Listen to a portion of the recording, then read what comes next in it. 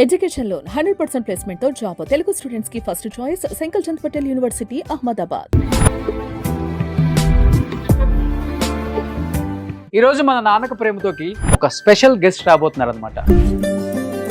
ధైర్యానికి విశ్వాసానికి రూపం ఉంటే ఆమెలాగే ఉంటుందేమో. ఆమె ధైర్యం ఆపలేని వెలుగులా వెలిగింది. ఆమెకి అండగా నిలిచిన తండ్రి తన ప్రేమతో తాను ఒక నిజమైన హీరోని నిరూపించాడు. అలాంటి ఒక హీరోనే మన నాన్నక ప్రేమతో షోకి రాబోతున్నారు. ఫస్ట్ ఏం చెప్తావు నాన్నగారు ఫర్ ద ఫస్ట్ టైం నాన్నక ప్రేమతో షోలో? మా నాన్నకంటూ ఆయన కోల్పోయిన పేరు ఏదైతే ఉందో దానికి పదింతలు ఇచ్చారని మాత్రం గర్వపడతాను. కూతురికి జరిగి 15 సంవత్సరాలు అయిపోయింది. కూతుర్ని ఇలా చూసే ఇష్టం లేక చూసి తట్టుకోలేక మీరు నేను చూడను అని ఒక కంకణం కట్టుకొని ఆ అమ్మాయి ముఖమే చూడట్లేదు. ద ఫస్ట్ టైం మా నాన్నకి ప్రేమతో షోలో మీరు ప్రాణానికి ప్రాణంగా పెంచుకున్న నిహారిని ఒక్కసారి చూడరా ప్లీజ్.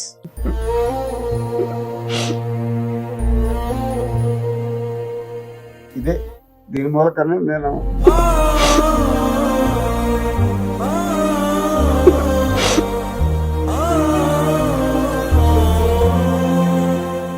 నిహారి చాలా సార్లు ఫీల్ అయ్యి ఉంటారు కదా, నాన్న కళ్ళల్లో కళ్ళు పెట్టి నన్ను చూడట్లేదు అని. అలా ముద్దుగా పెంచుకున్న కూతురు ఇలా అయిపోయింది అంటే అది ఎవరు డైజెస్ట్ చేసుకోలేదు.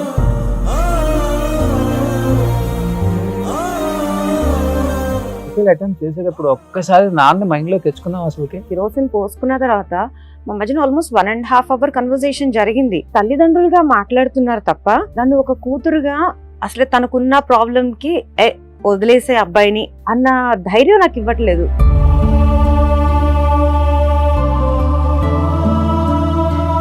నా హస్బెండ్ తో జరిగిన గొడవలు 70 to 80% మాత్రమే ఈ రోజుకి తెలుసు మా నాన్నకి. ఆ 20% ఏంటి అంటే 1-2 ఏమని చెప్తావు ఈ రోజు? అది భార్యాభర్తలకు సంబంధించి. మరి ఆ భార్యాభర్తల బంధం వద్దనుకునే కదా నాన్న దగ్గరికి వచ్చావు కదా, నాన్న చెప్పాలి కదా ఆ రోజు.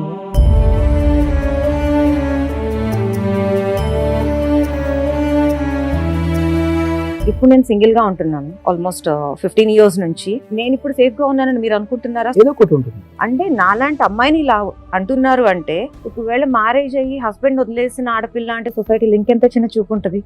దానికి భయపడ్డాను.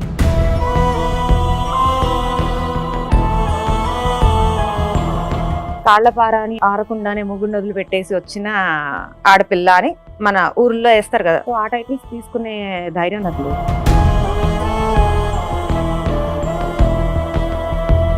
సంపాదించినంతా కూడా పాప హెల్త్ గురించి అప్పుడు పెట్టేశారు కదా. 13 లక్షలు పోయాను ఒక సంవత్సరం.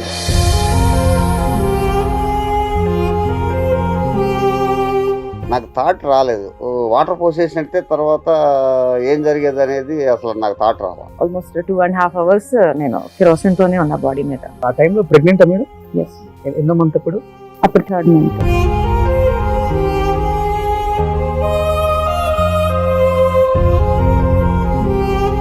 నిప్పు మీ మీద ఉన్నప్పుడు ఏం భరిస్తున్నారు? ఒక పక్క ఆలోచిస్తున్నారు, ఒక పక్క కడుపులో బిడ్డ. ఏం చెప్తారు? ఒక చిన్న టాస్క్ మీకు. సో ఒకసారి క్యాండిల్ అండ్ మ్యాచ్ బాక్స్ ఒకసారి తెప్పించండి.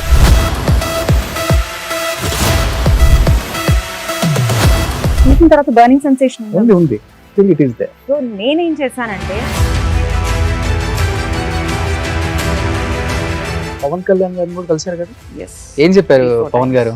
నేను మీ పేరు టాటూ వేయించుకున్నా అని చెప్తాను.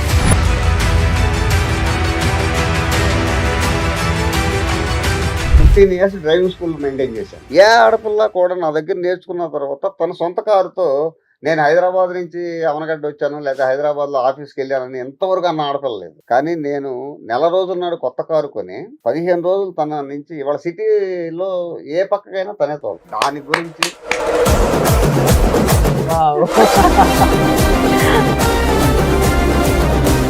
ఈ రోజు నాన్నక ప్రేమతో షోలో నిహారికి మేము ఒక మంచి గిఫ్ట్ ఇవ్వాలనుకుంటున్నాం. అక్కడ ఒకసారి వాళ్ళ బ్రదర్ తో ఒక పిక్ ఉంది, అది ఒకసారి డిస్ప్లే చేయి.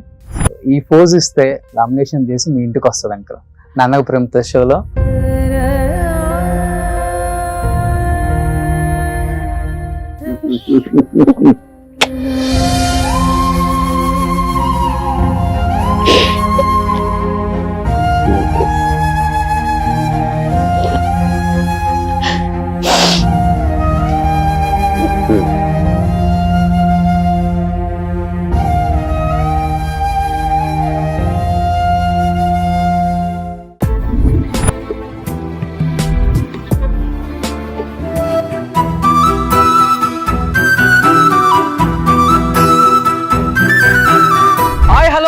వెల్కమ్ టు నాన్నక ప్రేమతో.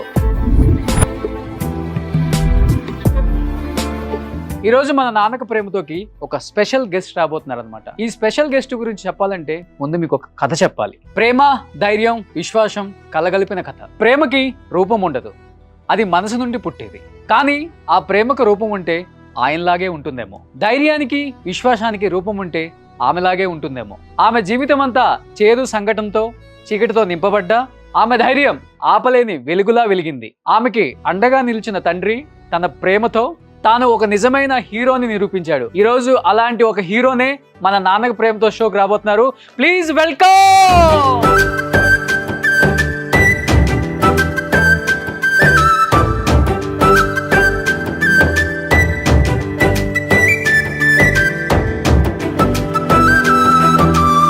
First of all thank you uncle, thank you so much.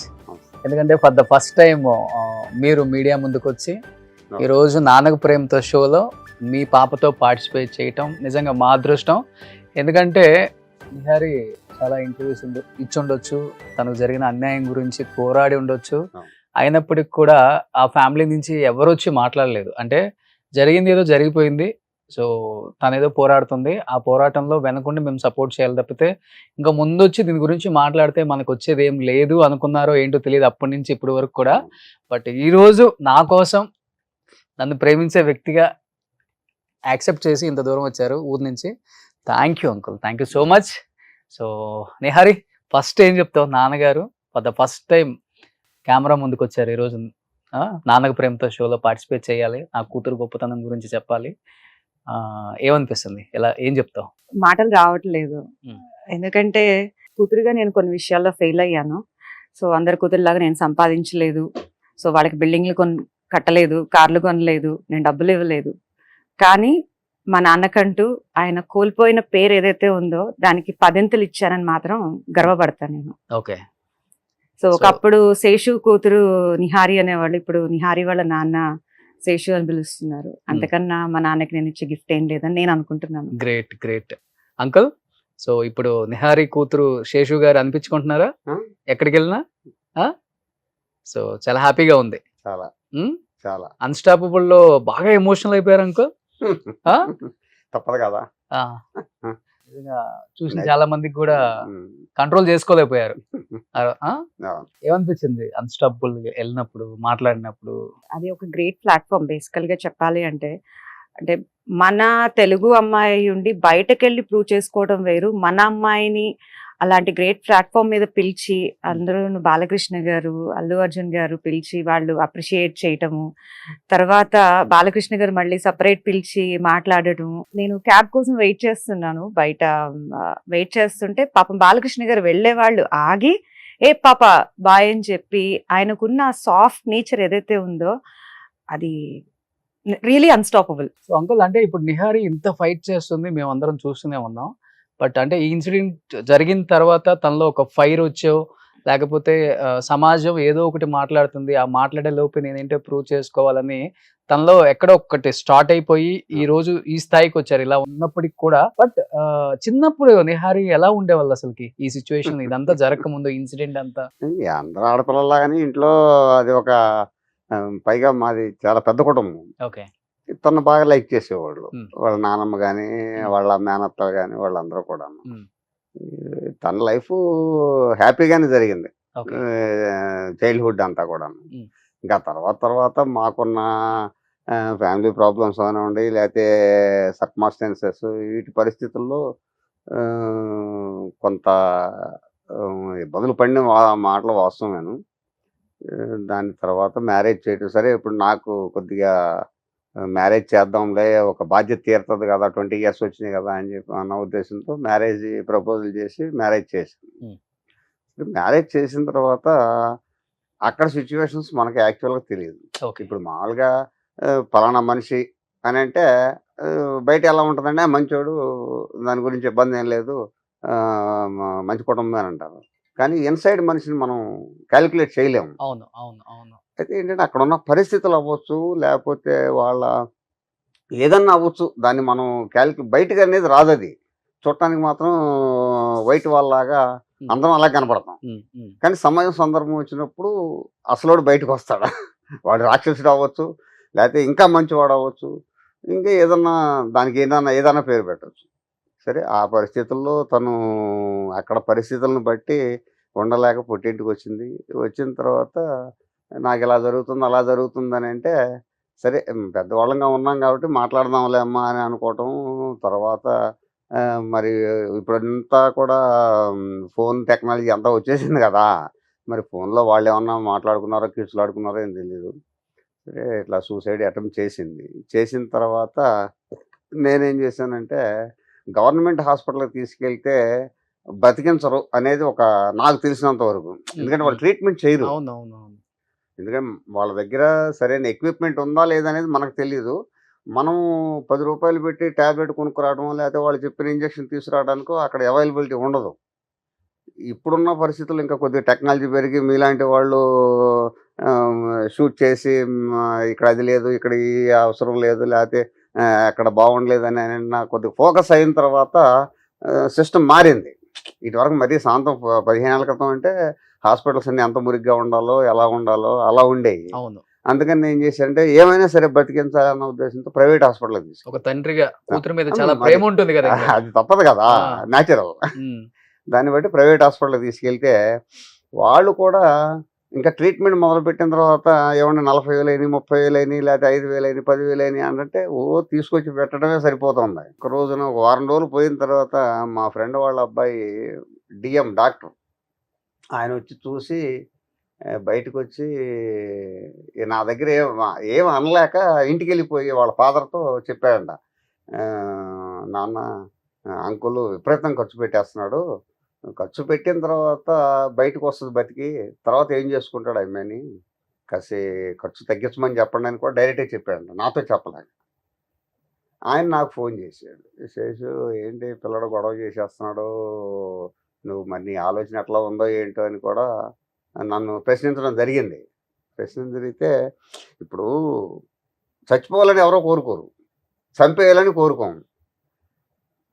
ఏదో ఆర్థికంగా నాకున్న సర్కిల్‌ని బట్టో, లేకపోతే నా పరిస్థితిని బట్టో వాళ్ళు 10,000 అంటే 10,000, 20,000 అంటే 20,000 మెడిసిన్ అంటున్నారు, అది అంటున్నారు, ఇది అంటున్నారు తీసుకొస్తున్నాం.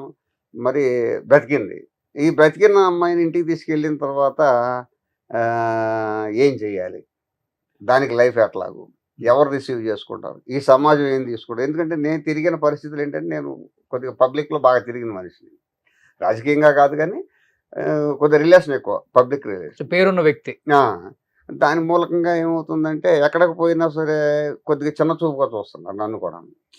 ఈ చిన్న చూపు అంటే డైరెక్ట్‌గా చెప్పలేరు. ఎందుకంటే నాకున్న ఫ్యామిలీ బ్యాక్‌గ్రౌండ్‌ని బట్టి మనకు అర్థమైపోయిద్ది కదా! ఆ! సరే వాళ్ళ మనోభావాలను మనం గ్రహించలేనంత హీనస్థితిలో అయితే లేవు. సరే ఏం జరుగుద్దో జరిగిందిలే అని చెప్పి అనుకుంటే 2 ఇయర్స్ గడిచిపోయింది. కొడైకెనాల్‌లో ప్లాస్టిక్ సర్జరీ చేస్తున్నారు. జర్మనీ డాక్టర్లు వచ్చాయని చెప్పేసి ఒక టీవీ యాడ్ చూశాను. గబగబా అదంతా మనకి రాని భాష కదా! కొడైకెనాల్ అంటే తమిళ్ ఇదంతాను. మా కజిన్ ఒకడిని ధైర్యం కోసం ఎమ్మడ పెట్టుకుని డబ్బులేసుకుని బయలుదేరి వెళ్ళిపోయాను. అక్కడికి వెళ్ళిపోతే అక్కడ ఫోటోలు చూసి అక్కడ మనుషులను చూస్తే నాకే భయమేసింది. చాలా భయంకరమైన మనుషులున్నారు. మా అమ్మాయి ఆ లెక్కన పర్లేదనిపించింది. అబ్బా! కొన్ని ఫోటోలు చూస్తే నేను చాలా ఆశ్చర్యపోయాను. సరే జుట్టు లేదు, కళ్ళు కాలిపోయి, మొత్తం ఫేస్ కాలిపోయి, ఆళ్ళని చూస్తానికి కూడా మనం చూడలేం పరిస్థితి. అలాంటి పరిస్థితి ఫోటోలు గాని అక్కడ ఉన్న వాళ్ళని చూసా. చూసిన తర్వాత అక్కడ ఉండగానే విజయవాడ నుంచి మా అన్నయ్య ఫోన్ చేసాడు. "అరే ఇక్కడ విజయవాడలో ఏదో ప్లాస్టిక్ సర్జరీ పెడుతున్నారా? సర్జరీస్ వస్తున్నారంట జర్మనీ నుంచి. ఒకసారి ఇక్కడ కన్సల్ట్ అవ్వకపోయారంట." 15,000, 12,000, 13,000 ఖర్చు పెట్టి అక్కడ పరిగెత్తాము. ఎమ్మటే తెల్లారిపాటికి ఇక్కడ వచ్చిందని చెప్పి ఇక్కడ పరిగెత్తుకొస్తే ఇక్కడ ఆపరేషన్ చేస్తామండి అంటే తీసుకెళ్ళాం. తీసుకెళ్ళిన తర్వాత ఆపరేషన్ చేశారు. కొంత సక్సెస్ అంటే మనకు తెలీదు ఏ పార్ట్‌కి ఏం చేశారో, లేకపోతే తోలు తీసేశారో, లేకపోతే ఆపరేషన్ కుట్టేశారో, లేకపోతే ఏం చేశారో మనకు తెలీదు కదా! సరే 4, 5 రోజులు అట్టి పెట్టడం, ఇంటికి తీసుకెళ్ళటం.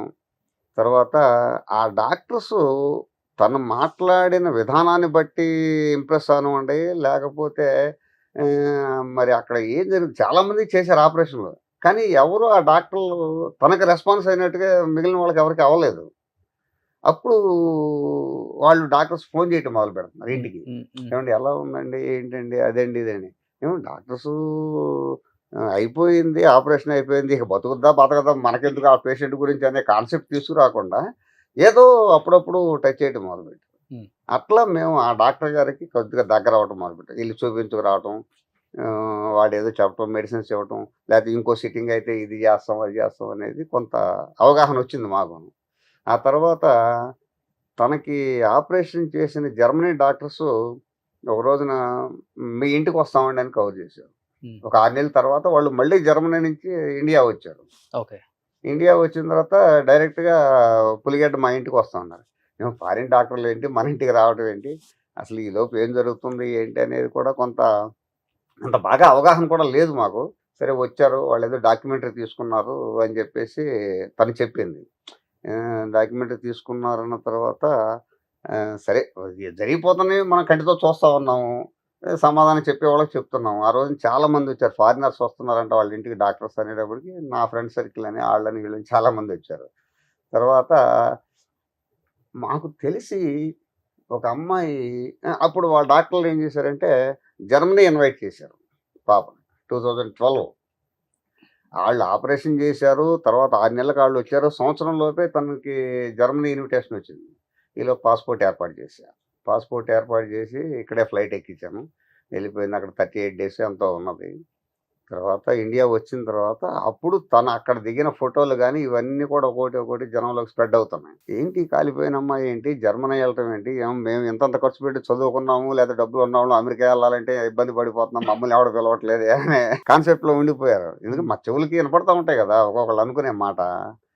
సరే ఒక ఘట్టమైంది, జర్మనీ ఇటలీ తిరిగి వచ్చింది. నేను కూడా బయటికి గొప్పగా చెప్తున్నా, జర్మనీ వెళ్ళి వచ్చింది నా కూతురు, ఇటలీ వెళ్ళి వచ్చింది, దాని రూపం చూడకుండా వాళ్ళు ఇన్వైట్ చేశారు, వెళ్ళొచ్చింది, అది కురూపిదైనా సరే దేశాలు తిరుగుతుందని చెప్పి మనం కూడా జబ్బలు తరుచుకుండా జనంలో చెప్పడం మొదలుపెట్టి తర్వాత నిదానంగా తను గాడ్ గిఫ్ట్ ఒక రకంగా చెప్పాలంటే. మేము సపోర్ట్ లేము, మేము పల్లెటూళ్ళలో ఉంటున్నాము, ఎప్పుడో 100 కోటికో ఇక్కడ ఏదో తోడబుట్టిన వాళ్ళని వాళ్ళని వీళ్ళని ఉన్నారు కాబట్టి వస్తున్నాం పోతున్నాం ఏదైనా అకేషన్ అయితే. ఏమ్మా అంటున్నాము, ఏదో చేసుకుంటుంది, స్టేజ్ మీద కనపడుతుంది, లేకపోతే ఎక్కడన్నా టీవీలో కనపడినప్పుడు మనకు కూడా కొద్దిగా ఆనందం వస్తుంది, దాంతోపాటు కళ్ళ నీళ్ళు వస్తున్నాయి. ఏంటి ఈ విధంగానంటే కొంతమంది ఏమన్నారంటే ఆ అమ్మాయిలో ఏదో శక్తి ఉంది, మీరు దాని గురించి వదిలిపెట్టేసేయండి, ఎప్పటికైనా సరే ఒక గొప్ప వ్యక్తిగా వస్తుంది అని చెప్పి ఏమి చదువుకునే వాళ్ళు ఆ పల్లెటూళ్ళలో తిరిగేవాళ్ళు అనేవాళ్ళు. ఏంటి మన జ్ఞానం, మనకి అవగాహన లేని మాటలు కూడా వీళ్ళు ఎవరో మాట్లాడుతున్నారు.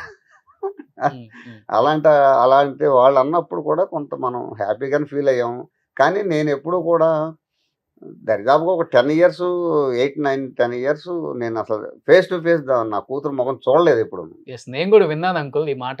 చూడలేదు. ఎందుకంటే కూతుర్ని గారాభంగా పెంచి గుండెల మీద పెంచుకొని ఆడపిల్లని ఎంత ఇష్టంగా పెంచుకుంటారో ఒక తండ్రి అందరికి తెలిసిన విషయమే. సో అలాంటి కూతురికి అలా జరిగిన తర్వాత ఇంతవరకు కూతురు ముఖం డైరెక్ట్ గా చూడలేదు. ఎక్కడన్నా ఫంక్షన్ లో కనపడ్డా గానీ జనరల్ గా నేను ఇప్పుడు మీరు కిందకి నా రూమ్ లో కూర్చున్న దగ్గర నుంచి ఇక్కడికి వచ్చిన దాకా కూడా అబ్జర్వ్ చేశాను. మీరు అలా పక్కన ఉన్నారనే గానీ తనకెళ్ళి ఇంతవరకు చూడలేదు. అంకుల్ ఈ రోజు ఈ షోలో నాన్నకు ప్రేమతో కాబట్టి మీరు నా మీద ప్రేమతో వచ్చారు. కూతురికి జరిగి 15 సంవత్సరాలు అయిపోయింది. కూతుర్ని ఇలా చూసే ఇష్టం లేక చూసి తట్టుకోలేక మీరు నేను చూడను అని ఒక కంకణం కట్టుకొని ఆ అమ్మాయి ముఖమే చూడట్లేదు. ఫర్ ద ఫస్ట్ టైం మా నాన్నకు ప్రేమతో షోలో మీరు ప్రాణానికి ప్రాణంగా పెంచుకున్న నిహారిని ఒక్కసారి చూడరా ప్లీజ్.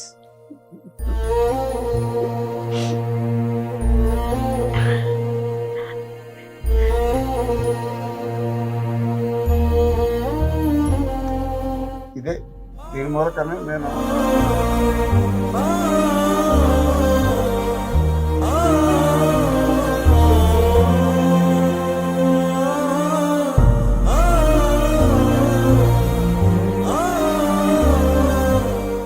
నిహారి నువ్వు నాన్ని రెగ్యులర్ గా చూస్తూ ఉంటావు, ఎప్పుడైనా కలిసినప్పుడు Yeah. చాలా సార్లు ఫీల్ అయి ఉంటావు కదా, నాన్న కళ్ళల్లో కళ్ళు పెట్టి నన్ను చూడట్లేదు అని ఎన్నిసార్లు బాధపడి ఉంటావు? 100%. ఆ? నేను ఆడపిల్లని, నేను ఒక కూతుర్ని. నాకు బాధ వచ్చినప్పుడు మా నాన్న దగ్గరకు తీసుకోవాలి, కళ్ళంట నీళ్లు తుడవాలి, నేను ఉన్నానన్న ధైర్యం చెప్పాలి అని ఎప్పుడూ అనుకుంటాను. కానీ నేను వాళ్ళని తప్పు పట్టను. అల్లారు ముద్దుగా పెంచుకున్న కూతురు ఇలా అయిపోయింది అంటే అది ఎవరు డైజెస్ట్ చేసుకోలేరు. సో వాళ్ళు అదే సిచ్యువేషన్లో ఉన్నారనుకుంటా. సో ఏదున్నా నాలో నేను బాధపడతాను తప్ప, ఏదైనా కోపం వస్తే ఒక మాట మాట్లాడతాను తప్ప నేను వాళ్ళని ఎప్పుడు ఇబ్బంది పెట్టాను. ఈ రోజుకి అనుకుంటాను, అలా నా భుజం మీద చెయ్యేసి నేను ఉన్నానని ఒక్క ధైర్యం, ఒక్క మాట చెప్తే బాగుంటుంది కదా అంటే ఈ రోజు చెప్తారు నాన్న. కానీ ఆయన బ్లెస్సింగ్స్ ఎప్పుడూ ఉంటాయి. కానీ మా ఇద్దరికి ఆ ఫిజికల్ బాండింగ్ అన్నది ఉండదు అనమాట. అదొక్కటే జరిగిన దగ్గర ఇది నుంచి జరిగినప్పటి నుంచి. నాన్న ఎప్పుడు మిమ్మల్ని పట్టుకోలేదా? ఎప్పుడైనా నేనే అలా పట్టుకుంటా ఉంటే ఆయన కొంచెం ఇబ్బంది పడుతూ ఉంటారు. ఆయనకు ఒక ఎమోషనల్ గా ఆయన డిస్టర్బ్ అవుతూ ఉంటారు. అంటే ఈ 15 సంవత్సరాల నుంచి పాపకు ఒక్క హగ్గు కూడా ఇవ్వలేదు. అమెరికా వెళ్తుంటే ఎయిర్పోర్ట్ లో ఒకే ఒక్కసారి ఇచ్చారు. ఓకే, ఒకసారి మిమ్మల్ని ఒక్కసారి అలా చూసి ఆయన మళ్ళీ వెంటనే తిప్పేసుకున్నారు. అంతే. ఆయన కంట్రోల్ చేసుకోలేకపోతున్నారు. జరిగి 15 సంవత్సరాలు అవుతుంది. అవును. కానీ ఇప్పటికీ నిన్నో మొన్నో జరిగినట్టుగానే ఆయన ఊహించుకున్నారు. అలానే ఆయన మాట్లాడుతున్నారు. ఆయన మాటలు చూస్తుంటేనే అర్థమవుతుంది. అవును. నిజంగా గ్రేట్ ఫాదర్ అంకుల్ మీరు. Thank you. ఇన్ని సంవత్సరాల నుంచి ఒక ఆడబిడ్డని వెంట పెట్టుకొని కంటికి రెప్పలాగా చుట్టుపక్కల అందరినీ పెట్టి తను ఎప్పుడైనా కానీ ఒక స్థానానికి వస్తుందని చెప్పేసి గుర్తించి తనని ఇండిపెండెంట్గా వదిలేశారు. చూడండి, గ్రేట్ అది. ఏం చెప్తావు దానికి నిహారి? ప్రేమ అంతే. ఆయన మీద ఆయనకున్న నమ్మకం, మేబీ ఆయనకి ఈ జీవితాన్ని ప్రసాదించిన వాళ్ళ నాన్నగారి పోలిక. మా తాతగారు ఫ్రీడమ్ ఫైటర్. నేను ఎన్నిసార్లు అయినా సరే నేను చాలా గర్వంగా చెప్పుకుంటాను మా తాతగారి గురించి. తాతగారు ఫ్రీడమ్ ఫైటర్. మేబీ నాన్నకు రాకపోయినా ఆ ఫైటింగ్ నేచర్ నాకు వచ్చింది అనుకుంటా నేను. అంతే. ఇంతగా ప్రేమించే తల్లిదండ్రులు దొరకటం చాలా కష్టం. చాలా కష్టం. బట్ ఎప్పుడైనా కానీ నువ్వు సూసైడ్ అటెంప్ట్ చేసేటప్పుడు ఒక్కసారి నాన్న మైండ్లో తెచ్చుకున్నావు? అసలుకి నీకున్న బాధలను తెచ్చుకొని నువ్వు అటెంప్ట్ చేసుకున్నావు, కానీ ఒక్కసారి నాన్న వచ్చి ఉంటే ఇలా ఉండేదానివి కాదు కదా అని నాన్న చాలాసార్లు అనుకునేవాడు. ఎప్పుడైనా అనుకున్నావు నిహారి? బేసికల్ గా అక్కడ మా మధ్యన కన్వర్సేషన్ జరుగుతుంది ఆ టైంలో. అంటే కిరోసిన్ పోసుకున్న తర్వాత మా మధ్యన ఆల్మోస్ట్ 1.5 hour కన్వర్సేషన్ జరిగింది. కానీ వాళ్ళు ఏంటంటే తల్లిదండ్రులుగా మాట్లాడుతున్నారు తప్ప నన్ను ఒక కూతురుగా అసలు తనకున్న ప్రాబ్లంకి వదిలేసే అబ్బాయిని అన్న ధైర్యం నాకు ఇవ్వట్లేదు. అమ్మ ఆడపిల్లవమ్మ, సొసైటీ ఏమనుకుంటుందమ్మా, కాంప్రమైజ్ అవ్వమ్మా, ఇవన్నీ కామన్ అమ్మా, మధ్యతరగతి కుటుంబం అన్నట్టు ఒక సొసైటీని దృష్టిలో పెట్టుకుని తల్లిదండ్రులుగా మాట్లాడారు. ఆ టైంలో నాకు ఆప్షన్స్ లేవు. సో అట్లాగే నా లైఫ్లో మా ఇద్దరి మధ్యన జరిగిన కొన్ని సంఘటనలు వాళ్ళకి నేను చెప్పలేను, వాళ్ళు అర్థం చేసుకోలేని స్టేజ్లో కూడా ఉంటారు. ఈ రోజుకి ఎగ్జాక్ట్లీ సినారియో ఏంటన్నది ఈ రోజుకి మా ఫాదర్గా తెలీదు. కేవలం ఒక 70 to 80% మాత్రమే నా లైఫ్లో నా హస్బెండ్తో జరిగిన గొడవలు 70 to 80% మాత్రమే ఈ రోజుకి తెలుసు మా నాన్నకి. ఆ 20% ఏంటి అంటే 1-2 ఏమని చెప్తావు ఈ రోజు? అది భార్యాభర్తలకు సంబంధించి. మనం 10 లీటర్ల గంగిగోవు పాలలో ఒక్క నిమ్మబొట్టు చాలు మొత్తం పాడైపోవటానికి, ఒక ఆడపిల్ల మనసు విరిగిపోవడానికి. ఒక్క భార్యాభర్తల బంధం వద్దనుకునే కదా నాన్న దగ్గరికి వచ్చావు కదమ్మా. వచ్చాను చెప్పాలి కదా ఆ రోజు నువ్వు. కానీ అలాంటి భార్యాభర్తల మధ్య ఏ కూతురు ఇట్లాంటి విషయాలు తల్లికి కూడా చెప్పుకోలేని సంఘటనలు నేను ఫేస్ చేశాను. నాకు ధైర్యం ఒక్కటి ఇచ్చుంటే అది వేరే రకంగా ఉండేది. బట్ జరిగిందైతే మాత్రం నా మంచికే అనుకుంటాను. నాన్న ధైర్యం రాలేదా మీకు? బేసికల్ గా డాడీ కన్నా నేనే ధైర్యవంతురాలు. Yes, okay. డాడీ కన్నా నేనే ధైర్యవంతురాలు. ధైర్యవంతురాలు అయినప్పుడు కూడా అటెంప్ట్ తీసుకున్నావు కదా నువ్వు. కానీ బతికి సాధించాను కదా, బతికి చూపిస్తున్నాను కదా. చచ్చిపోవడం ఎవరైనా చచ్చిపోతారు, దెబ్బ తగలటం ఎవరికైనా తగులుతుంది. కానీ ఆ దెబ్బ నుంచి లైఫ్ లెసన్ నేర్చుకుని మళ్ళీ బౌన్స్ బ్యాక్ అవడం it's highly impossible. I'm openly challenging to everyone. Okay. But ఆ టైంలో ప్రెగ్నెంట్ మీరు? ఓకే. అదొకటే రిగ్రెట్ నా లైఫ్లో. నాకు ఎన్నో మంత్ అప్పుడు? అప్పుడు థర్డ్ మంత్. అంటే 50% 55%, 3rd to 4th degree burns. Okay. Only upper body? Only upper part of my body. Okay. ఇంట్లో చేశారంట? మా ఇంట్లో. ఇంట్లోనే? ఇంట్లో ఎవరు లేరు? నేను నా మిస్సెస్ సొంతను. అయితే ఇంకా ఇవన్నీ చెప్పుకోలేము. అంటే ఇంట్లో ఉండి తన సేవ్ చేసేలో అంత బర్న్ అయిపోయిందంటే అంటే తను పోసుకున్న తర్వాత కాటన్ బట్టలు, నైట్ డ్రెస్. మేము ఊహించింది ఏంటంటే పోసుకున్నది మనం ఏదో డిస్కషన్ పెట్టాము అంటుంది, కాసేపు అంటుంది, మనం ఏదో గొడవ చేస్తున్నాం, అట్లా కాదు ఎట్లా కన్నాం. కానీ నాకు థాట్ రాలేదు. వాటర్ పోసేసినట్టే తర్వాత ఏం జరిగేది అనేది అసలు నాకు థాట్ రావాలి. ఓకే. పోసాము, పోసింది అలాగే ఉండిపోయింది. అంటే బాడీ మొత్తం మనం వాటర్ పోసినట్టే అంటుకునేది కాదు కదా అని అసలు అది రాలేదు. ఇప్పుడు తర్వాత మీలాంటి ఆయన కానీ అరే ఇంతసేపు గంట సేపు డ్రెస్ మీద కాటన్ డ్రెస్ మీద కిరసనాలు పోసుకుందాను అంటున్నావు కదా, నీళ్ళు పోయలేకపోయావా? అసలు నాకు స్టన్ అయిపోయా. అంటే మీరు వాటర్ పోయలేదు? వాటర్ పోయలేదు. తను పోసుకున్న తర్వాత అంటించుకోలేదు. ఆ, 1.5 hour డిస్కషన్ జరుగుతుంది. తర్వాత కామ్ అయింది. కామ్ అయితే మేము లోపలికి వచ్చాము, తను బాత్రూంలోకి వెళ్ళింది. తర్వాత బయటకు వచ్చి మేము ఇంట్లోకి వెళ్ళిపోయిన తర్వాత బయటకు వచ్చింది. ఇంక కామ్ అయిపోయింది కదా, కోపం తగ్గింది కదా, అంతా డిస్కషన్ జరగట్లేదు కదా అనుకున్నాం. అప్పుడు అటాక్. ఓకే, అప్పుడు పోసుకుంది 1 hour తర్వాత ఆల్మోస్ట్ 1.5 hour, బాత్రూమ్ లో 1 hour, ఆల్మోస్ట్ 2.5 hours నేను కిరోసిన్ తోనే ఉన్నా బాడీ మీద. 2.5 hours. People doesn't know anything about this. నేను పర్టికులర్ గా చెప్తున్నాను. అందరూ అనుకుంటారు ఆవేశంతో చేసింది ఎట్లా ఉంటుంది, వెళ్ళామా కిరోసిన్ పోసుకున్నామా అంటించేసుకున్నాం, అది కాదు. నేను ఫ్యూచర్ లో వచ్చే సర్కమ్స్టేషన్స్ ఏంటది, అసలు నా ఫ్యూచర్ ఎట్లా ఉంటుంది, బేబీ ఎట్లా ఉంటుంది, ఒకవేళ అబ్బాయిని వదిలేసి వస్తే సొసైటీలో నేను ఎలాంటి ప్రాబ్లమ్స్ ఫేస్ చేయాలి, each and every pin point నేను ఆలోచించాను. ఓకే, సో ఈ రోజు నేను క్వశ్చన్ అడుగుతున్నాను. ఈజీగా అనేస్తారు, హస్బెండ్ వదిలేసి వచ్చేస్తే అయిపోయేది కదా, నీ లైఫ్ స్పాయిల్ చేస్తున్నావు, బేబీ లైఫ్ అనవసరంగా నువ్వు ఒక అమ్మాయిని చంపేసావు కదా, ఒక బేబీని చంపేసావు కదా అంటున్నారు. ఇప్పుడు నేను సింగిల్ గా ఉంటున్నాను ఆల్మోస్ట్ 15 years నుంచి. నేను ఇప్పుడు సేఫ్ గా ఉన్నానని మీరు అనుకుంటున్నారా? సొసైటీ నుంచి నాకు ఎటువంటి ప్రాబ్లం లేకుండా నేను మంచిగా ఉన్నాను అని మీరు అనుకుంటున్నారా? ఏదో ఒకటి ఉంటుంది, 100% ఉంటుంది. అంటే నాలాంటి అమ్మాయిని ఇలా అంటున్నారు అంటే, ఒకవేళ మ్యారేజ్ అయ్యి హస్బెండ్ వదిలేసిన ఆడపిల్ల అంటే సొసైటీలో ఇంకెంత చిన్న చూపు ఉంటుంది. దానికి భయపడ్డాను. కాళ్ళపార అని ఆరకుండానే మొగుడిని వదిలి పెట్టేసి వచ్చిన ఆడపిల్ల అని మన ఊర్లో వేస్తారు కదా టైటిల్స్. సో ఆ టైటిల్స్ తీసుకునే ధైర్యం నాకు లేదు. బట్ ఒక్కసారి రికవరీ అయిన తర్వాత అనిపించిందా, డెఫినెట్ గా నేను సొసైటీలో నిలబడాలి, ఏది ఏమైనా ఎవరు ఏమనుకున్నా నిలబడాలి అనే కాన్సెప్ట్ తో మొదలైంది కాబట్టి లైఫ్ ఇవాళ ఇంచుమించుగా ఎవరెస్ట్ శిఖరం అని చెప్పలేను కానీ రీచ్ అవుతుంది దాంట్లో. Great uncle. బట్ ఎంతమంది ఎన్ని మాటలు అంటారు మీ చుట్టుపక్కల వాళ్ళు, రిలేటివ్స్? అసలు తను తిన్నదా తినలేదని కూడా మేము పట్టించుకోలేదండి. ఆ పరిస్థితిలో ఉండి బర్న్ అయిపోయిన అమ్మాయి హైదరాబాద్ వెళ్ళి నేను జాబ్ చేసుకుంటాను అని రోడ్డు ఎక్కేసిన తర్వాత మేము అసలు పట్టించుకోలేదు. మీరే పట్టించుకోలేదంటే ఇప్పుడు నేను జాబ్ చేసుకుంటాను హైదరాబాద్ వచ్చింది, వెనకాల నేను రాలేను, నా స్తోమత కూడా చూసుకోవాలి. నేను ఫ్యామిలీ మార్చేసి హైదరాబాద్ వచ్చి 50 years ఓల్డ్లో నేనేం చేయాలి? అక్కడ నేను పల్లెటూరులో ఏం చేయకపోయినా నాకు ఫుడ్ వెళ్ళిపోద్ది. చాలా చిన్న ఏదో ఒకటి ఏజెంట్ గాను ఏదో ఒకటి నేను చేసే వృత్తి ఉంది.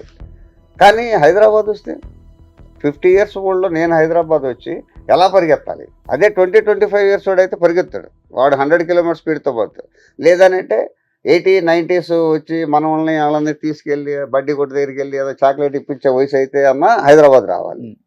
ఇది మిడిల్ ఏజ్. మిడిల్ ఏజ్లో నేను హైదరాబాద్ వచ్చి తనకు సపోర్ట్గా ఎలా ఉండగలను ఫ్యామిలీ?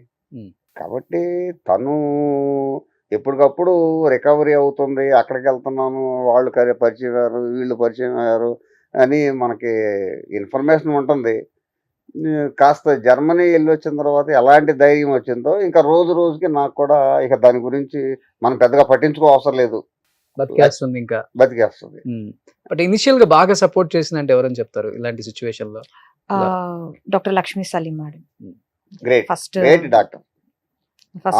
చెప్పాను కదా, జర్మనీ డాక్టర్స్ తో వాళ్ళ హాస్పిటల్లో ఆపరేషన్ చేయించి ఆమె పాపను చేరదీసి వాళ్ళ హాస్పిటల్లో ఎంప్లాయీగా పెట్టుకుని సోమాజిగూడలో తనకి మంచి లైఫ్. గ్రేట్. ఒకసారి మన హరి ఎలా ఉందో ఒకసారి చూద్దాం. బిఫోర్ కొన్ని ఫొటోస్ ఫ్యామిలీతో. నిహారి అమ్మగారు, అమ్మ పేరేంటి? ఊర్మిళ. సో అమ్మ ధైర్యం మీకు ఎక్కువ? కొంతవరకు మొండితనం. అమ్మది మొండితనం. తమ్ముడు ఏం చేస్తున్నారు ఇప్పుడు? బీటెక్ సెకండ్ ఇయర్ చదువుతున్నాడు. ఓకే. సో తమ్ముడు చాలా చిన్నోడు జరిగినప్పుడు, Yes. కానీ ఆ ప్రేమ ఎక్కువ ఉంటుంది అక్క మీద. ఎంత సపోర్ట్ చేసేవాడు మీకు అప్పుడు? వాడి నా ధైర్యం. ఇప్పుడు నేను జనరల్ గా ఏం చెప్తాను, మా అమ్మ ధైర్యం, మా అమ్మ నాన్న ధైర్యం అంటారు కదా, నేను నా తమ్ముడు నా ధైర్యం అని చెప్తాను. ఇంకా ఎందుకంటే వాడు తనకి అంత దగ్గర అయ్యాడు, మేము దూరంగా ఉన్నాం. దూరంగా ఉన్నామని ఎందుకు చెప్తున్నానంటే, నేను నలుగురు తినడానికి సంపాదించాలి. నేను గవర్నమెంట్ ఎంప్లాయీని కాదు, వేరే విధంగా చూసుకుంటే ప్రాపర్టీస్ ఉన్న మనిషిని కాదు. రోజు రోడ్డు ఎక్కితే కానీ నేను సాయంత్రానికి ఒక 100, 400, 300 తీసుకొచ్చి ఇంటి దగ్గర ఇస్తే కానీ నాకు ఫ్యామిలీ గడవదు. ఓకే. ఆ పరిస్థితుల్లో నేను హైదరాబాద్ వచ్చిన పిల్లని ఎమ్మటేసుకోవాలా, ఊర్లో చిన్నపిల్లడు అయ్యుండి వాడి భవిష్యత్తు చూడాలా. ఈ 2 క్యాలిక్యులేషన్లో తను ధైర్యంగా ముందెళ్తుంది కాబట్టి నేను కొద్దిగా వెనకడుగు వేయొచ్చు అనే కాన్సెప్ట్ నాకు వచ్చింది. తను ధైర్యంగా ముందుకు పోతుంది, నా సపోర్ట్ ఎంతవరకు అనేది కూడా నేను క్యాలిక్యులేషన్ చేసుకున్నాను. ఓకే. మరి అదే తమ్ముడు అనేవాడు లేకుండా తను ఒకటే ఉంటే ఆ రోజుల పరిస్థితి ఎట్లా ఉండేదో. అవును. బట్ అప్పటికి అంత అంటే స్తోమత లేకపోయినా గానీ ఆమెకి ఎంత ఒక 15 లక్షల దాకా ఖర్చు పెట్టారు. మంచి సర్కిల్ ఉంది నాకు. తోడబుట్టిన వాళ్ళు ఉన్నారు 6గురు, వాళ్ళంతా మంచి పొజిషన్లోనే ఉన్నారు. పర్లేదు. ఇప్పుడు ఏమీ లేని టైంలో మీరు 10,000 ఇచ్చారంటే గొప్ప కదా. అవును. ₹1,00,000 ఇచ్చారంటే అలా 2,00,000 ఇచ్చాడు మా ఫ్రెండ్, ఆయన స్టేట్ బ్యాంక్ మేనేజర్. ఓకే. అలా నన్ను ఎవరు ఇడిచిపెట్టలేదు. ఒక ఆయన అయితే నేను ఎవరికో ఒక ఆయనకి చిన్న అమౌంట్ బాకీ ఉన్నా, ఇది హాస్పిటల్లో ఉండగా ఆయన వచ్చాడు. సుబ్బారావు, నేను ఓ 10 రోజులు అయిన తర్వాత నీకు ఇవ్వాల్సిన డబ్బులు ఇస్తానంటే, ఏంటి చేసి ఆ మాట అన్నావు, నన్ను వెళ్ళిపోమన్నావు, నేను పిల్లని చూడటానికి వస్తే నేను డబ్బుల గురించి మాట్లాడుతున్నావు నువ్వు అని చెప్పి బాధపడ్డాడు. మరి అలాంటి వ్యక్తుల్ని నేను ఇలాంటి స్టేజ్ మీద గుర్తు తెచ్చుకోవాలి. లెఫ్ట్ రైట్ 2 ఫ్రెండ్స్ ఉన్నారు. ఫణికుమార్ అని స్టేట్ బ్యాంక్ మేనేజర్. అట్లాగే 46 ఇయర్స్ నుంచి మేము 2 ఫ్రెండ్స్ ఉన్నాం. ఆయన జనరల్గా లారీ ఆపరేటరు ప్లస్ ఫైనాన్స్. ఏమున్నా లేకపోయినా లెఫ్ట్ రైట్ 2 హ్యాండ్స్ అంతే. నేను వాళ్ళిద్దరి కోసం ఏదైనా చేయగలను, నా కోసం వాళ్ళు ఏదైనా చేయగలరు. వాళ్ళ పేర్లు చెప్తుంటేనే కళ్ళమ్మ నీళ్ళు వచ్చేస్తున్నాయి. నాకన్నా వాళ్ళే ఎక్కువ. నాకు కాల్ రాదు కానీ వాళ్ళిద్దరికి మార్నింగ్ కాల్ వెళ్ళిపోతుంది. రోజు 365 డేస్ కాల్ ఉంటుంది. 365 డేస్ 8:30 దాటితే ఏంటి కాల్ రాలేదనుకుంటాడు ఒక ఆయన.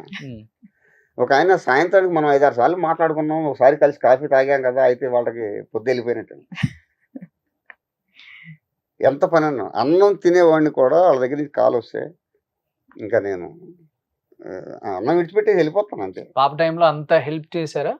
హెల్ప్ మాట అంతా కూడా. అట్లాగే నా తోడబుట్టిన వాళ్ళు కూడా ఆ రోజులో ఉన్న పరిస్థితులను బట్టి వాళ్ళు హెల్ప్ చేశారు. సంపాదించిన అంతా కూడా పాప హెల్త్ గురించి అప్పుడు పెట్టేశారు. రోజు సంపాదించేవాడిని. అందరూ సాయంత్రం పూట కడతారు అప్పు. షాప్ ఇప్పుడు మీరు ఉన్నారు, షాప్ ఉంది, మీరు ఎవరికో చిట్టనో లేకపోతే ఇంకోటి వేస్తారు, లేకపోతే మీరు హోల్సేల్ కొట్టేవాడికి డబ్బులు ఇవ్వాలి 10,000. సాయంత్రం 5 గంటలకు వస్తాడు, ఇగో 500 తీసుకెళ్ళిపోయని చెప్పి 500 ఇస్తారు మీరు. అంతే కదా జరిగేది, వ్యాపార సంస్థలో జరిగేది అదే. నేనైతే అట్లా కాదు, ఎర్లీ మార్నింగ్ 7కి అవనగడ్డ వెళ్ళిపోయి ఆ కట్టవలసిన ఆయనకి డబ్బులు కట్టేసిన తర్వాత వచ్చి షట్టర్ తీసేవాడిని. అది నేనంటే నమ్మకం. డబ్బులు అతనికి ఇస్తే ఎక్కడ పోవు. 12 గంటలకైనా సరే వచ్చి మన డబ్బులు ఇచ్చి, ఒకవేళ ఎక్కడికైనా బయటికి వెళ్తాడు 2 రోజులు ఉండకపోతే నా డబ్బులు ఇంటికాడ ఇచ్చి వెళ్తాడు, ఇవ్వాల్సిన 10 రూపాయలు అయినా సరే 1000 రూపాయలు అయినా సరే. ఆ కాన్సెప్ట్తో నేను తీసుకున్న అప్పులన్నీ తీర్చాను 2 ఇయర్స్లో. పర్లేదు, ఏ రోజు ఆ రోజే. అంతేగాని అక్కడ ఏదో నాకు ప్రాపర్టీ ఉంది అది అమ్మి కడదాంలే, అమ్మి కట్టానులే, ఇది లేదు. 2 రెక్కలు ఉన్నాయి. అదే కదా నాన్న గొప్పతనం మరి. సో ఉన్నదంతా పిల్లల కోసం, ఏది ఏమైనా కానీ కూలీ చేసుకుని బతకొచ్చు. పిల్లలు హ్యాపీగా ఉండాలి, పిల్లలు ఆరోగ్యంగా ఉండాలి, పిల్లలు సంతోషంగా ఉండాలి, బాగా చదువుకోవాలి, పెద్ద పొజిషన్ లో ఉండాలి. సూపర్, గొప్ప నాన్న దొరికారు నీకు. 100%. ఏ పిల్లలకి ఇవ్వని ఫ్రీడమ్ నాకు ఇచ్చారు మా పేరెంట్స్. నేను ఇప్పటికీ అంటాను, మా అబ్బాయి ఇంత జరిగినాక కూడా 4 గోడల మధ్య ఉండు, నీకు ఎందుకు అవసరమా అని 4 దెబ్బలు వేసి భయపించైనా ఉంచుతారు చాలా మంది. ఆ సిచ్యువేషన్స్ కూడా జరిగినాయి. ఇవాళ రేపు చిన్నది జరిగితేనే అమ్మాయిలు కానీ అబ్బాయిలు కానీ బయటికి రావటానికి ఎంత మొహమాట పడుతున్నారు. అలాంటిది మీరే ఎన్నో చూసుంటారు జరిగిన తర్వాత. చాలా చాలా చాలా పెద్ద మాస్క్లు వేసేసుకొని, గుడ్డలు కప్పేసుకొని, చూపించకుండా. కానీ ఆల్మోస్ట్ 2021 వరకు కూడా డాడీతో బయటకు వెళ్తే నేను స్కార్ఫ్ కట్టుకుని వెళ్తా. వితౌట్ స్కార్ఫ్ నన్ను ఎప్పుడు తీసుకెళ్లేవాళ్ళు కాదు. ముందు కండిషన్ కట్టుకుంటేనే. ఆల్మోస్ట్ 2021-22 వరకు. మంచిగా చెడుకు అనేది కాదు, నేను మెంటల్ గా ఫీల్ అయిపోతాను. వాడెవడో ఏదో అంటాడు, లేకపోతే ఏంటి అమ్మాయి ఎలా ఉందని ఊరికే నసలు ఎలా చిట్టేస్తగానే మనం ఆ ఫీలింగ్ లోకి వెళ్ళిపోతాం. ఇప్పుడు వచ్చేటప్పటికి దాని వెనకాల నేను వెళ్ళొచ్చులే, నా కూతురు వెనకాల. నిన్న ఒక చిన్న ఎమోషనల్ థింగ్ జరిగింది. సో ఎప్పుడు డాడీ డ్రైవ్ చేస్తే పక్కన నేను కూర్చునేదాన్ని. నిన్న డాడీ వచ్చారనమాట. వస్తే డాడీని పిక్ చేసుకోవడానికి నేను డ్రైవ్ చేస్తే వెళ్ళేసరికి కార్లో కూర్చోగానే హీ గాట్ టీయర్స్. నిన్న చాలా ఎమోషనల్ అయ్యారు. నేను డ్రైవ్ చేస్తున్నప్పుడు డాడీ పక్కన కూర్చోవడం అన్నది మాత్రం ఐ థింక్ మా నాన్నకి నేను ఇచ్చిన అదే బెస్ట్ గిఫ్ట్. ఓకే. Yeah. మీరు కార్ డ్రైవ్ చేసుకుంటారు. చాలా మంది ఆడపిల్లలు, నేను ఇంకొక విషయం, ఈ సందర్భం వచ్చింది కాబట్టి 15 ఇయర్స్ డ్రైవింగ్ స్కూల్ మెయింటైన్ చేశాను. మీరు 15 ఇయర్స్ చాలా మంది ఆడపిల్లలకు నేర్పా, మగ పిల్లలకు నేర్పిన అది వేరే విషయం. ఏ ఆడపిల్ల కూడా నా దగ్గర నేర్చుకున్న తర్వాత తన సొంత కారుతో నేను హైదరాబాద్ నుంచి అవనగడ్డ వచ్చాను లేదా హైదరాబాద్లో ఆఫీస్కి వెళ్ళానని ఎంతవరకు అన్న ఆడపిల్ల లేదు. కానీ నేను నెల రోజుల నాడు కొత్త కారు కొని 15 రోజులు తన నుంచి ఇవాళ సిటీలో ఏ పక్కకైనా తనే తోలుతుంది. దాని గురించి వావ్. అది ఎవరి వల్ల కాదు. ఓకే. ఎందుకంటే నేను ప్రత్యక్షంగా నేను నేర్పిన, నేను ఇన్స్ట్రక్టర్నే.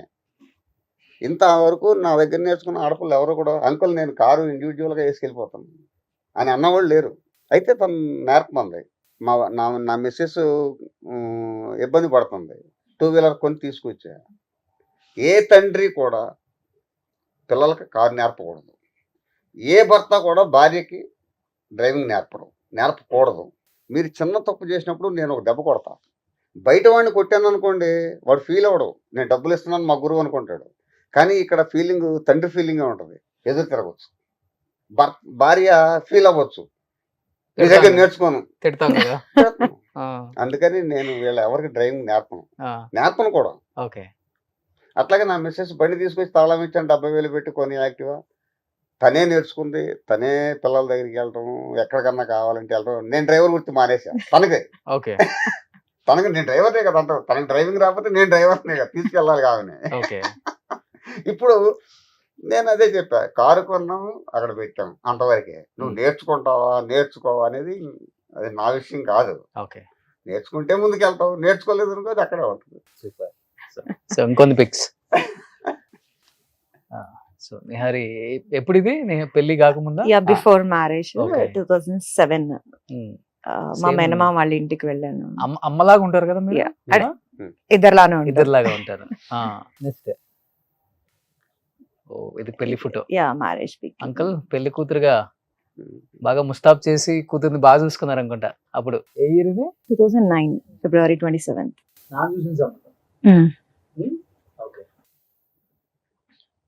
That was my last pick.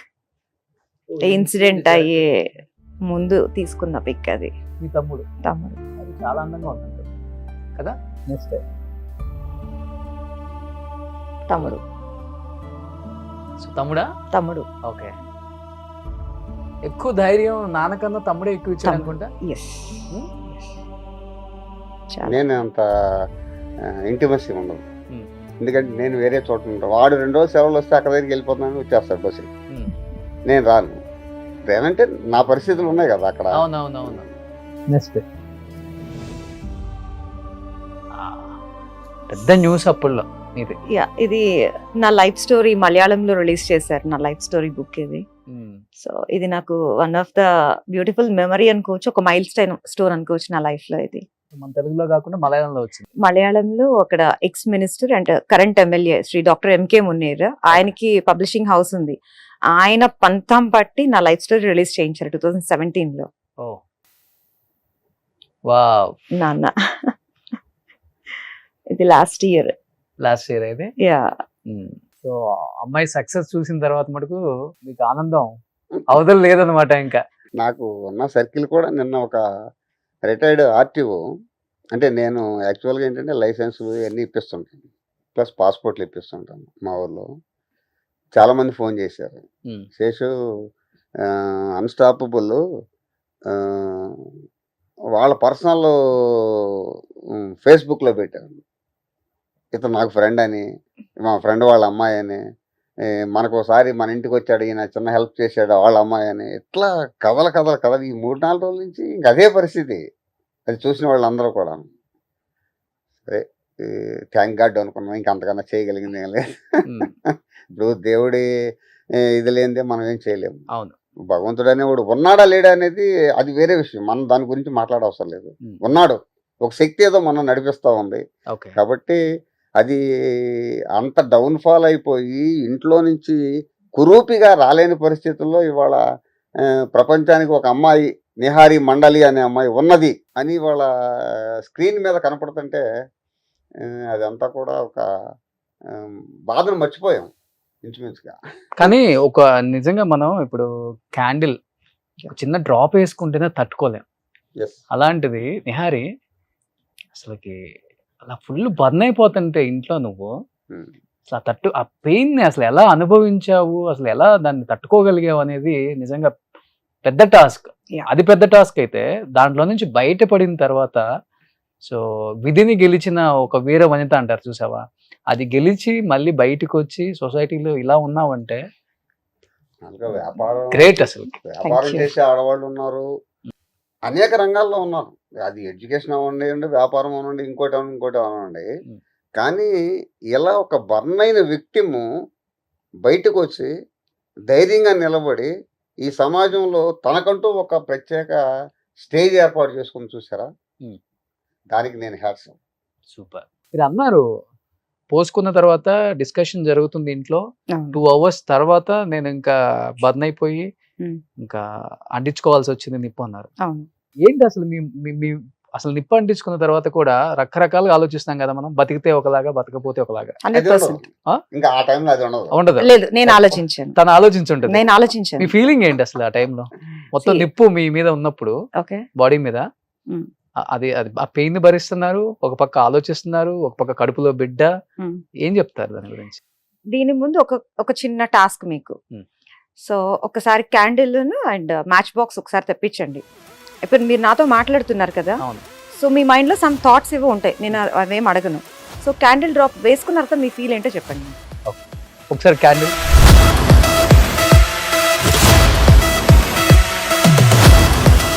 ఎవరి కాళ్ళు ఇలా వాళ్ళ లైఫ్ ని ఇలా ఎవరు చేసుకోలేరు కదా. ఓకే.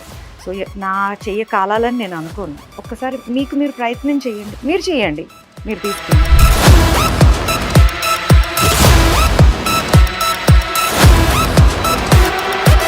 ఎలా ఉంది? ఒక డ్రాప్ వేస్తే మనం ఆ పెయిన్ ని ఒక నిమిషం పాటు అనుకుంటాం మనం, కాలుతుందేమో ఏసేటప్పుడే అనుకుంటాం మనం. తీసారు, తీసిన తర్వాత బర్నింగ్ సెన్సేషన్ ఉంది, still it is there. Yeah, ఇంకొక 5 minutes ఉంటుంది అది. Hmm. ఈ టైంలో మీరు రకరకాల ఆలోచనలు అనవసరంగా వేసుకోకుండా ఉండాల్సింది. అవును. బర్నింగ్ సెన్సేషన్ ఉంది. సో నేనేం చేశానంటే, కాలుతుంది, Hmm. దానికి సొల్యూషన్ లేదు, ఐ నో దట్. సో ఇప్పుడు ఏంటి, ఆ పెయిన్ ని నేను ఫీల్ అవ్వాలి. Hmm. So I have to accept that. Suicide చాలా తప్పు, నేను 100% ఖండిస్తాను. రకరకాలుగా బిల్డింగ్ మీద నుంచి దూకుతున్నారు, హ్యాంగ్ చేసుకుంటున్నారు, లేదంటే స్లీపింగ్ పిల్స్ వేసుకున్నారు, రకరకాల థింగ్స్ ఉన్నాయి. అవన్నిటి గురించి నేను మాట్లాడను. కానీ ఏదైనా సరే ఇలాంటి ఇన్సిడెంట్స్ అనుకోని సందర్భాల్లో కూడా జరిగినప్పుడు నాకు అయిపోయింది, నాకు కాలిపోయింది అనటం కాదు, దాన్ని రియాలిటీని మనం మార్చకుండా అసలు అది నాకెందుకు జరిగింది, సో దీని నుంచి నేను ఎలా బయటపడాలి, లేదా అట్లీస్ట్ నా కడుపుకి నేను తినాలి. నా మీద కొంతమంది ఇన్వెస్ట్మెంట్ పెట్టుంటారు పేరెంట్స్, ప్రేమ కావచ్చు, డబ్బులు కావచ్చు, ఏదైనా వాళ్ళ టైం కావచ్చు. సో వాళ్ళకి బర్డెన్ అవ్వకుండా మనకి మనం బయటపడాలి అన్న ఆలోచన ప్రతి ఒక్కళ్ళు చేయాలి. నేను అది చేశాను. జరిగింది ఏదో జరిగిపోయింది, జరిగింది, తర్వాత గురించి What నేనే next? ఆలోచించుకోవాలి, నా గురించి. ఆలోచించాలి, అంతే గ్రేట్. అంతే.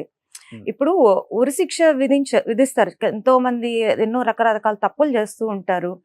సో వీళ్ళందరికీ ఉరిశిక్ష విధించిన తర్వాత కూడా నీ చివరి కోరిక ఏంటని అడుగుతారు జనరల్ గా. అవును. నీ చివరి కోరిక ఏంటని చెప్పినప్పుడు వాళ్ళు డిజైర్ చెప్తారు, నాకు ఫుడ్ అంటారు, లేదా వాళ్ళని కలవాలి, వీళ్ళని కలవాలి అంటారు. సో అట్లాగే మాలాంటి వాళ్ళని ఇలాంటి ఇన్సిడెంట్స్ జరిగిన తర్వాత నువ్వు తప్పు చేసావు, నువ్వు నీ లైఫ్ స్పాయిల్ చేసుకున్నావు, నీ ఫ్యామిలీ ఇబ్బంది పడుతుందని కాదు, దాని నుంచి మేము బయటకు వచ్చే ప్రయత్నం చేస్తున్నప్పుడు మమ్మల్ని ఇంకా కుంగదీయొద్దు అని చెప్తాను నేను. సో సమాజంలో వాళ్ళే ఎక్కువ మంది ఉంటారు. 100%. ఈ పెయిన్ కన్నా సొసైటీ నుంచి వచ్చే పెయిన్ ఎక్కువగా ఉంది. దాంతో కంపేర్ చేస్తే బర్న్స్ పెయిన్ నాకు nothing. I'm talking about my self. అది నాకు నథింగ్. ఇనిషియల్ ఎక్కువ భరించావమ్మా? భయంకరంగా భరించాను. ఎందుకు బ్రతికానా, ఫైట్ చేసేదాన్ని, నన్ను ఎందుకు బతికిచ్చారు అని చెప్పి, మీ స్వార్థం కోసం నన్ను బతికిచ్చారు. వాళ్ళకి పాపం ఫ్రస్ట్రేషన్ వస్తే, చస్తే చచ్చిపో, మాకు సంబంధం లేదు, ఇంకా అనవసరంగా బతికిచ్చాం. వాళ్ళ పెయిన్ వాళ్ళకు ఉంటుంది, ఎందుకంటే వాళ్ళు మనీ స్పెండ్ చేయగలరు కానీ వాళ్ళ ఎమోషన్స్ నా మీద స్పెండ్ చేయలేరు కదా.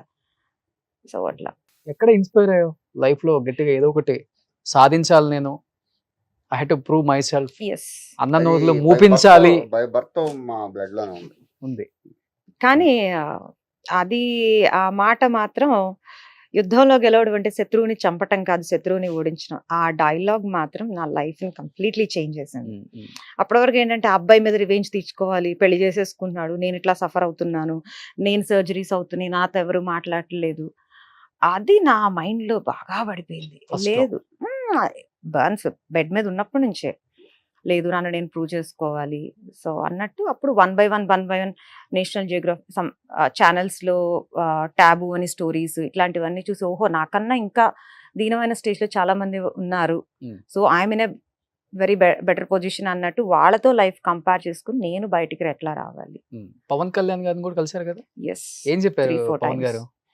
సో యాక్చువల్లీ కళ్యాణ్ గారిని కలిసిన ఫస్ట్ డే వచ్చేసి నాకు మీరంటే చాలా ఇష్టము, సో నేను మీ పేరు టాటూ వేయించుకున్నా అని చెప్పాను.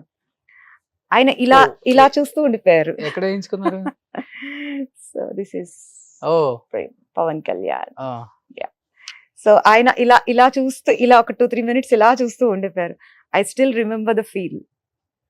సో ఆయన చాలా సంతోషం ఫీల్ అయ్యారు, చాలా హ్యాపీ ఫీల్ అయ్యారు. సో దాని తర్వాత ఇంకొక 2-3 times కలిసాను నేను. యా, సో అట్లా సో గ్రాడ్యువల్ గా 1 by 1 మీలాంటి అందరి సపోర్ట్.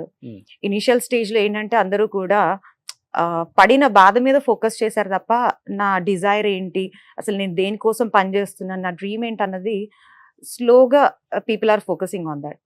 సో దాని తర్వాత మీ మీడియా సపోర్ట్ వచ్చిన తర్వాత మీడియా ద్వారా చాలా బాగా మీరు ఎస్ నెక్స్ట్ లెవెల్ అదే కారణం. Yes only because of media. Yeah, ఇప్పుడు మనం మాట్లాడుకుంటే ఈ 4 గదుల మధ్యలో 4-3 ఏదో మాట్లాడుకుంటాం, కానీ ఒక పర్సన్ వరల్డ్ వైడ్ నిన్న కెనడా నుంచి ఫోన్ వచ్చింది నాకు. బాగా అన్స్టాపుల్ అమ్మాయి చూశాను, నా పిల్లలందరికి చూపించాను.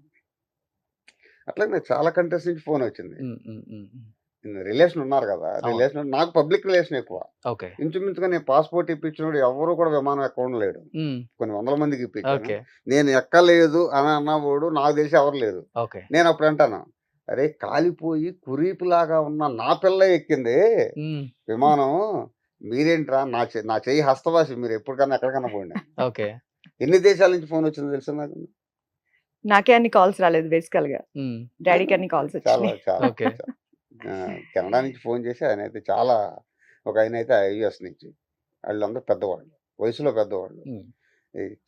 ఇంకా దాన్ని ఏ వర్డ్స్ తో చెప్తాం ఇవాళ, వాళ్ళు మాట్లాడిన మాటలు మన దగ్గర అలాంటి. సో ఇప్పుడు మీరు హ్యాపీగా ఉన్నారా Obviously. అంకుల్? 100%. 100%. 100 కాదు, 200. రిగ్రెట్ గా ఫీల్ అయ్యారు ఫస్ట్ లో? 300 అనుకోవచ్చు, అంతే. 400, 500, 1000 అనుకోండి. ఓ Infinity. చూడండి ఎంత బాగా నవ్వుతుంది నిహారి ఈ రోజు. I mean to be frank చెప్పాలంటే నాన్న ఇంతవరకు ఇంత ఓపెన్ గా ఈ 15 సంవత్సరాల్లో ఎప్పుడూ మాట్లాడలేదు. డాడీ నిన్న నైట్ వచ్చారు, నాన్న తింటావా అన్నాను, ఏమొద్దన్నారు, పాలు తాగారు, మార్నింగ్ బ్రేక్ఫాస్ట్ చేస్తావా, ఈ 3-4 మాటలే మా మధ్యన కన్వర్సేషన్ జరిగింది అంతే.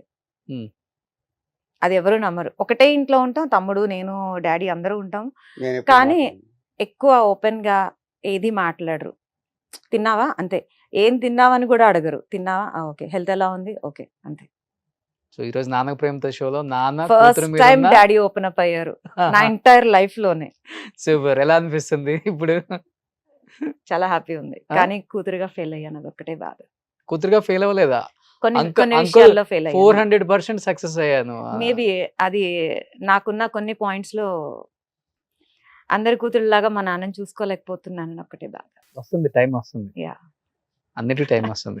బట్ నాన్న ఇప్పుడు అలా ఫీల్ అవ్వట్లేదు. లేదు, తల్లిదండ్రులు పిల్లల దగ్గర నుంచి ఏం ఆశించరు, కానీ అది వాళ్ళ ప్రేమ ఒక్కటే ఆశిస్తారు, ప్యూర్ లవ్ ఉంటది, అదొక్కటే. ఏంటంటే సమాజంలో కొన్ని కుటుంబాలకి ఫైనాన్షియల్ మ్యాటర్ అవ్వచ్చు, లేకపోతే ఆర్థిక ఇబ్బందులు, ఏదన్నా అవ్వచ్చు, కానీ దాని మూలంగా కొంత ఎఫెక్షన్ తక్కువచ్చు, లేకపోతే ఇంట్లో 3-4 పిల్లలు ఉండి వాళ్ళ మధ్య ఏదో డిస్ప్యూట్ ఉండో, లేకపోతే ప్రాపర్టీ డిస్ప్యూట్ ఉండో, లేకపోతే బయట నుంచి వచ్చిన కోడళ్ళలో 2-3 అన్నదమ్ములు ఉంటే చిన్న చిన్న వాటికి ఏదో చేసుకోవటం, ఇవన్నీ కూడా ఏంటంటే వాటిని మనము సమాజంతో పాటు నడుస్తూ ఉంటుంది తప్ప అది మనం ఆపేది కాదు, ఆపలేము కూడాను. అది నేను బాగా నమ్ముతాను. ఎవరి కుటుంబ పరిస్థితులు వాళ్ళకు ఉంటాయి. పెద్ద కుటుంబం ఇది ఇటువరకు అన్ని పెద్ద కుటుంబాలే, ఇవాళ చిన్న కుటుంబాలు అయిపోయినాయి. ఎవరికెవరు ముగ్గురు కూర్చుంటే టేబుల్ ముందు మూడు ఫోన్లు వేసుకొని కూర్చుంటారు. ఓకే. ఇంకా నీ గురించి నేనేమో మంచిగా మాట్లాడాలా, నువ్వు నా గురించి ఏం మాట్లాడాలి డెప్త్? ఉమ్. నీకేం బాధ ఉందని అడగటానికి ఏం లేదు. సెల్ ఉందా లేదా, సెల్ ఏంటి చూస్తున్నావు అని అన్నాం అనుకోండి, తండ్రి ఏదో వస్తుందని చెప్తారు, కాదని అనలేము. ఓకే. వాళ్ళు మనంతా అయిపోయారు కదా. ఓకే. అదే చిన్న చిన్న పిల్లలు అయితే ఒక దెబ్బ కొట్టగలం. ఉమ్. ఇవాళ ఆ చిన్నపిల్ల పెద్దవాళ్ళనన్నా మనం మాట్లాడించడానికి అవకాశం ఉంది, కానీ చిన్నపిల్లలు వాడు సెల్ లేని భోంచేయడు. మీరు ఏం చేస్తారు చెప్పండి? ఓకే. వాడు అన్నం తినాలి, సెల్ కావాలి. ఒక్క నిమిషం మీకు కోపం వచ్చినప్పుడే తీసి అవతల పెట్టగలరు. రోజు కూర్చోలేరుగా మీరు. వాడు భోజనం చేసినప్పుడు మీ పని మీకు ఉంటుంది, మీరు బయటికి వెళ్ళిపోతారు, మీరు ఎంప్లాయో వ్యాపారస్తులు ఏదో ఉంటుంది. వాడిని ఎన్నిసార్లు కోపగించుకుంటారు, అవును. వాడికి ఎన్నిసార్లు కాపలా కూర్చుంటారు. వాడు తిన్నప్పుడల్లా మీరు సెల్ ఫోన్ తీసి పక్కన పెట్టగలరు. అంకుల్, ఈ రోజు నాన్నకు ప్రేమతో షోలో నిహారికి మేము ఒక మంచి గిఫ్ట్ ఇవ్వాలనుకుంటున్నాం. సో అక్కడ ఒకసారి వాళ్ళ బ్రదర్ తో ఒక పిక్ ఉంది, అది ఒకసారి డిస్ప్లే చేయి. సో ఈ ఫోజ్ ఇస్తే నామినేషన్ చేసి మీ ఇంటికి వస్తుంది అంకుల్ నాన్నకు ప్రేమతో షోలో. నేను తట్టుకోలేను. మీ కూతురు అంకుల్, మీ రక్తం అది. Nihari please. For the first time uncle 15 years తర్వాత నిహారిని కళ్ళలో కళ్ళు పెట్టి చూస్తూ కూతురికి ఇది ఒక మంచి గిఫ్ట్, మెమరబుల్ గిఫ్ట్ నిహారికి మేము ఇవ్వబోతున్నాం అనమాట. సో దీన్ని పెద్దది లామినేషన్ చేసి నిహారికి అంకుల్ కి గిఫ్ట్ గా పంపుతాం. Thank you so so much. ఇది పెయింట్ వేసి పంపుతాం. Uncle please.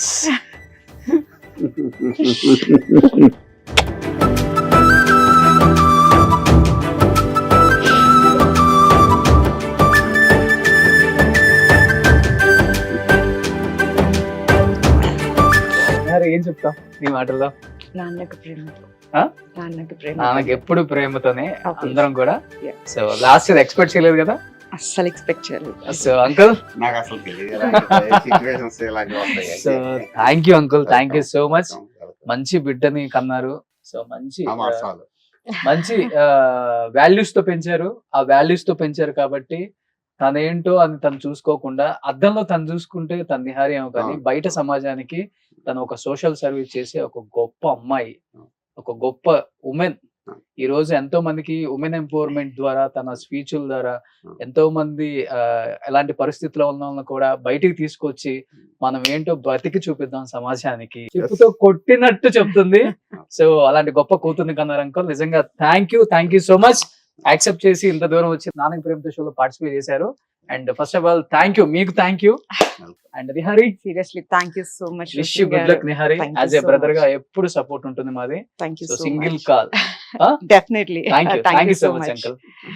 సుమన్ టీవీలో మీ పర్సనల్ అండ్ బిజినెస్ ప్రమోషన్స్ కోసం కింది నెంబర్ కి కాంటాక్ట్ చేయండి.